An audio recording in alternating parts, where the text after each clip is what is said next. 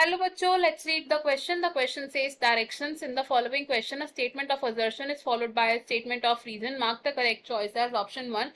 Both assertion and reason are true and reason is the correct explanation of assertion. Option 2. Both assertion and reason are true but reason is not a correct explanation of assertion. Option 3. Assertion is true but reason is false. Option 4. Assertion is false but reason is true. Assertion: metabolism is not a defining feature of all living organisms. Reason: metabolic reactions can be demonstrated outside the body in the cell-free systems. Assertion statement में कहा गया है कि metabolism सभी living organism का एक defining feature नहीं है एंड इसका रीजन बताया गया है कि जो मेटाबॉलिक रिएक्शंस होते हैं वो बॉडी के बाहर सेल फ्री सिस्टम्स में भी डेमोन्स्ट्रेट किए जा सकते हैं। अगर हम बात करें इस क्वेश्चन में यूज होने वाले की कॉन्सेप्ट की, तो इन दिस क्वेश्चन हमारा की कॉन्सेप्ट क्या है? It is characters of living organisms. अब लिविंग ऑर्गेनिजम्स अलग अलग कैरेक्टर्स को एग्जिबिट करते हैं, जैसे कि growth, reproduction, metabolism, consciousness etcetera.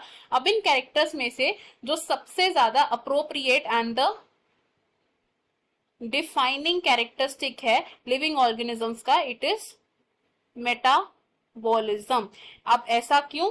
Because metabolism सभी लिविंग ऑर्गेनिजम्स एग्जिबिट करते हैं इररिस्पेक्टिव ऑफ एनी एक्सेप्शंस। अब जो मेटाबॉलिक रिएक्शंस होते हैं ये बॉडी के बाहर भी कैरी आउट हो सकते हैं। It can be done in cell free systems, cell free system, for example in the test tubes. अब अगर हम बात करें ऐसे ही एक सेल फ्री सिस्टम में किए जाने वाली मेटाबॉलिक रिएक्शन की, तो आउटसाइड द बॉडी अगर हम कोई रिएक्शन कैरी आउट कर रहे हैं, for example in a test tube, तो इसे हम एक लिविंग थिंग कंसिडर नहीं करते। It is neither